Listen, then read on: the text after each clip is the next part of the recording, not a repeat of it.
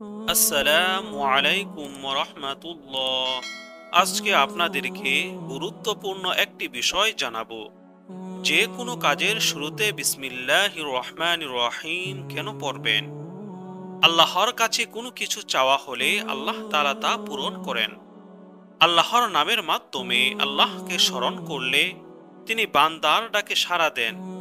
যে কোনো কাজ বা কিছু শুরু করার আগে তাই পড়তে হবে।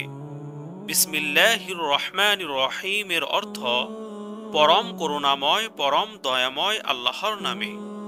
আবু দাউদের এক হাদিসে বলা হয়েছে, রসূল সাল্লাল্লাহু আলাইহি সাল্লাম বলেছেন, যে কাজ বিসমিল্লাহ ছাড়া আরম্ভ করা হয় তাতে কোনো বরকত থাকে না। বিসমিল্লাহির রহমানির রহিম বাক্যটি পবিত্র কুরআনের সূরা নামলের ৩০ নম্বর আয়াতের অংশ।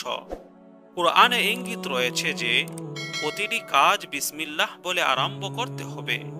রাসূল সাল্লাল্লাহু আলাইহি সাল্লাম বলেছেন, যে কাজ বিসমিল্লাহ ছাড়া আরম্ভ করা হয় তাতে কোনো বরকত থাকে না। বিসমিল্লাহির রহমানির রহিমের সঙ্গে আল্লাহর নামের সম্পর্ক রয়েছে। কুরআন তেলাওয়াত ছাড়া অন্য কোনো কাজে বিসমিল্লাহ পাঠ করা সুন্নত। আর কুরআন তেলাওয়াতের সময় আউযু বিল্লাহি মিনাশ শাইতানির রাজিম এবং বিসমিল্লাহ দুটোই পাঠ করা সুন্নত। বিসমিল্লাহ দুটি সূরার মাঝখানে একটি স্বয়ং সম্পূর্ণ আয়াত, যা প্রতিটি সূরার প্রথমে লেখা হয় এবং দুটি সূরার মধ্যে পার্থক্য নির্দেশ করে। চিঠিপত্র ও গুরুত্বপূর্ণ কিছু লেখার শুরুতে বিসমিল্লাহির রহমানির রহিম লেখা সুন্নত।